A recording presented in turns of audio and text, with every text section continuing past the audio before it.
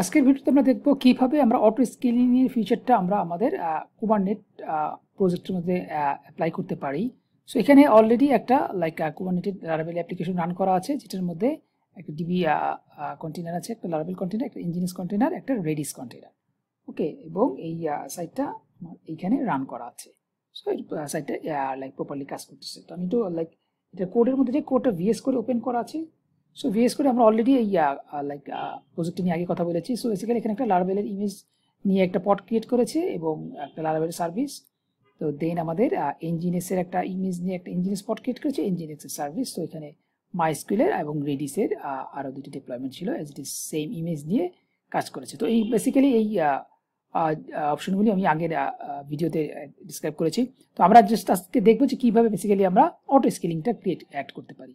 So auto scaling add করার জন্য আমাদের যে লারাভেলের যেই ফাইলটা আছে, এখানে কিছু জিনিস অ্যাড করতে হবে। এটার মধ্যে আমাদের বেসিক্যালি যেটা অ্যাড করতে হবে সেটা হচ্ছে কি, আমরা যে রিসোর্সটা ইউজ করবো সেই রিসোর্সের একটা লিমিটেশন করে দিব, এটার মেমোরি কত হবে, সিপিইউ কত হবে এবং কত পার্সেন্ট ইউজ করতে পারবে সেই জিনিসটা। সো আমি এখানে এটা অলরেডি করা আছে, আমার একটু কপি করি, ইন্ডেন্টেশন ঠিক করতে হবে। ওকে, সো জাস্ট রিসোর্সটা আমরা কি ইউজ করতেছি, সিপিইউটা আমরা 200 মেগাবাইট বলে দিচ্ছি এবং মেমোরিটা আমরা 256 মেগাবাইট বলে দিচ্ছি এবং ম্যাক্সিমাম সিপিইউ 500 এবং মেমোরি আমরা 512 ইউজ করতে পারবো। এই জিনিসটা বেসিক্যালি আমরা বলে দিয়েছি। সো আমরা এই জিনিসটা যেহেতু চেঞ্জ করেছি, তো আমার জিনিসটা অ্যাপ্লাই করতে হবে আমার ডেভেলপমেন্ট ফাইলের উপরে। অ্যাপ্লাই করে দিই, kubectl apply -f deployment। So আমার ইন্ডেন্টেশন একটু প্রবলেম হয়েছে, একটু ফাইলটা একটু দেখি। সো আমার এটা এই লেভেলে না, আমার এই লেভেলে হবে। So save. ওকে, সো আমার যেই চেঞ্জগুলো আমরা করেছি সেই চেঞ্জগুলো হয়ে গেছে।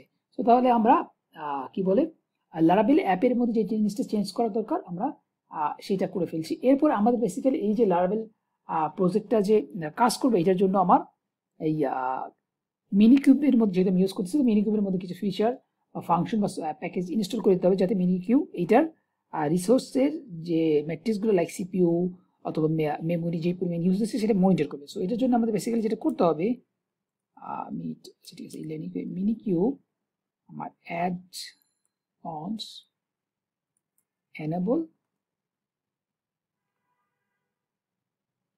Matrix server. ওকে, আমরা যদি এটা প্রথমে ইউজ করে থাকি, সামটাইম মধ্যে যদি কাজ না করে, তাহলে আমরা মিনিকিউবটা স্টপ করে আবার স্টার্ট করব, দেন আমরা প্রপারলি এই অ্যাডভান্সটা বেসিক্যালি কাজ করবে। এরপর আমাদের যেটা করতে হবে, আমরা বেসিক্যালি দেখতে পারবো যে kubectl টপ পড দিয়ে আমাদের পডের ইউজেসগুলি কীরকম হচ্ছে সেই জিনিসগুলো আমরা দেখতে পারবো। সো আমাদের ডিবি পডের 1 মেমোরি ইউজেস হচ্ছে 403 মেগাবাইট এবং এটা 3M 9M। সব বেসিক্যালি আমাদের পডের যে ইউজেসগুলি হচ্ছে সেই জিনিসগুলো বেসিক্যালি ডিটেলসে বলে দিয়েছে। তো আমি এই জিনিসটা বেসিক্যালি অন্য আরেকটা টার্মিনাল ওপেন করে রাখি। So kubectl get pods -w। So আমার যেই পডগুলি রানিং আছে সেইগুলি দেখাচ্ছে এবং অন দ্য কিউতে আছে যেই পডগুলো এক্সট্রা বা রানিং হবে সেটাও আমাকে এখানে দেখাবে। তো এই জিনিসটা বেসিক্যালি আমাদের যখন অটো স্কেলিংয়ের জন্য নতুন পডগুলি ক্রিয়েট হবে সেটার জন্য বেসিক্যালি লাগবে, এই কারণে এটা ওপেন করে রাখলাম। সো দেন আমাদের যেটা করব, আমরা যে একটা HPA ফাইল ক্রিয়েট করব। সো আমি যদি ভিএস করতে চাই এখান থেকে করতে পারি, আচ্ছা এখান থেকেই করি। সো আমাদের HPA নাম দিই ml। সো এই ফাইলটা বেসিক্যালি যেটা করবে, আমার যে পুরো জিনিসটা মনিটর করা সব কিছু সেই জিনিসটা করবে। এটা জাস্ট কাইন্ডটা হচ্ছে গিয়া হরিজন্টাল পড অটো স্কেলার বা HPA। সো এখানে যেটা আমার মেক শিওর দিতে হবে যে আমার যে এই লারাভেল অ্যাপটার ওই মেটাটা এটা যেন সেম থাকে, এবং এখানে আমরা বলে দিচ্ছি যে রিসোর্সটা কোনটাকে তুমি মনিটর করবা, সিপিইউটাকে। তো সিপিইউ ইউটিলাইজেশনটা যখনই 60% ক্রস করবে তখনই সে নতুন পড জেনারেট করবে, এবং ইনিশিয়ালি এটা মিনিমাম 2টা পড জেনারেট করবে এবং ম্যাক্সিমাম সে 5টা পড। সো যখনই এটা বেসিক্যালি রান করে ফেলবে, তখন আমার যদি লারাভেলে একটা পড হিসেবে আমাদের রান হচ্ছে, এটাকে 2টা পড করে দেবে, এবং যখনই ইউজেস বেড়ে যাবে তখন এটাকে সে 5টা করে দেবে। সো আমরা ইউজেসটা বাড়ার জন্য একটা স্ক্রিপ্ট ইউজ করবো। তো তার আগে আমি এই ফাইলটা বেসিক্যালি আমরা রান করি। So kubectl apply minus f k8 এর ভিতরে আমরা করলাম hpa। সো ক্রিয়েটেড দেখাচ্ছে। সো আমি যদি এখন kubectl get all দিই, সো তাহলে দেখেন আমার এখানে এখন দেখাচ্ছে যে নতুন একটা অপশন hpa এর, যেটা আমরা টার্গেট আমরা 60% বলে দিয়েছি। তো এইখানে বেসিক্যালি ইউজেসটা যখন বেড়ে যাবে তো তখন এটা বেসিক্যালি নতুন করে পড এক্সট্রা ক্রিয়েট করবে। সো আমার এখানে একটু ওয়েট করতে হবে, ওয়েট করলে দেখা যাবে এখানে যে এক্সট্রা পড একটা ছিল লারাভেলের সেটা আরেকটা করবে।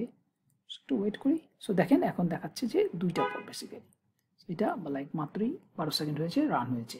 ওকে, সো এখন আমরা যেটা করব যে একটা স্ক্রিপ্ট জেনারেট করব যেটার মাধ্যমে আমরা বেসিক্যালি কি বলে আমাদের এই পরের ইউজেসটা বেসিক্যালি আমরা বাড়াবো। সো এটার জন্য আমরা স্ক্রিপ্টটা একটা ডিফারেন্ট টার্মিনালে এই করি। সো এইটা দিব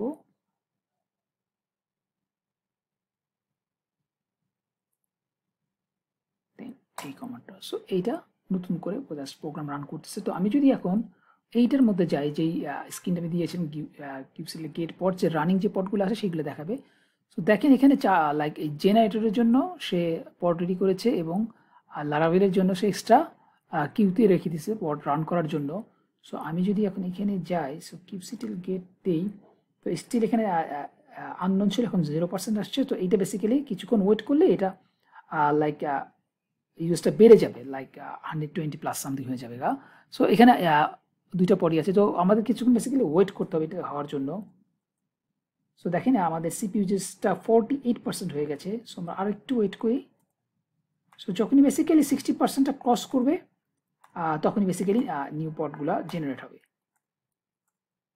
সো এইটা হইতে বেসিক্যালি 2 থেকে 3 মিনিট সময় লাগতে পারে।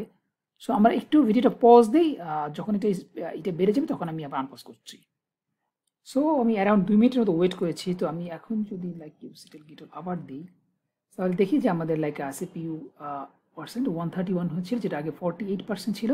তাহলে অবশ্যই আমাদের লারাভেলের পডগুলি জেনারেট হয়ে যাবে। সো দেখেন এখানে লারাভেলের আর পড জেনারেট হয়ে গেছে, যেগুলি রানিং দেখাচ্ছে অলরেডি 4টা। তো আমি যদি এখানেও যাই, সো এখানেও দেখা যাচ্ছে লারাভেলের পড রান করে ফেলেছে এবং আমার ম্যাক্সিমাম লিমিট দেওয়া আছে 5টা। এই কারণে বেসিক্যালি 5টার বেশি আমরা ইউজ করতে পারবো না। সো মিনিমাম 2টা, ম্যাক্সিমাম 5টা রেপ্লিকা সেট হয়েছে।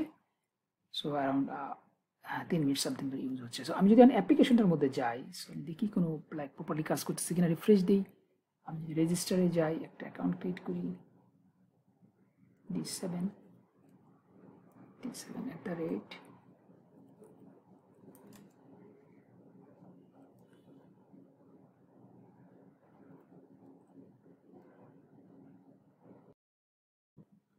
সো ইরোড দিয়েছে বেসিক্যালি, এটা আমাদের মাইস্কুয়েলের ডাটাবেসে আর্টিসেন করা হয় নাই এটার জন্য। সো সামটাইম এরকম ইরোড দেয়। আমি ইচ্ছা করলে এই আর্টিসেন কমান্ডটা আমরা কন্টেইনার ক্রিয়েটের সময় একটা স্ক্রিপ্ট দিয়ে অ্যাড করে দিতে পারি। সো আমাদের যেটা এখন করতে হবে, ইজি ওয়েতে যেটি প্রবলেমটা ফেস করতে চাই, তাহলে আমরা জাস্ট kubectl exe দেন আমরা কোনো একটা লাইক পডে মোস্ট প্রবাবলি আমাদের অ্যাড করা হয়নি এই জিনিসটা। So php artisan migrate। So migrate করেছি আমরা। বাই ডিফল্ট অন্য পডগুলি তো দেখি যে করা আছে কিনা, কোনো একটা পডে বেসিক্যালি ডাটাবেসটা মাইগ্রেশন করেনি, এই জন্য জিনিসটা আসছে। এই পডটা দেখি,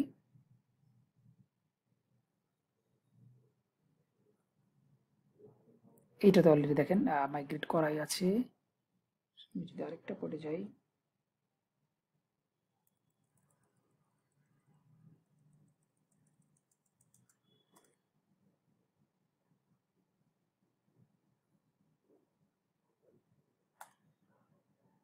এইটা তো মাইগ্রেট করা আছে। সামটাইম এই জিনিসটা হয়, তো আমরা চাইলে স্ক্রিপ্টের মধ্যে বেসিক্যালি দিয়ে দিতে পারি যে PHP আর্টিসান মাইগ্রেটটা কমান্ডটা অটোমেটিক রান করে আসবে।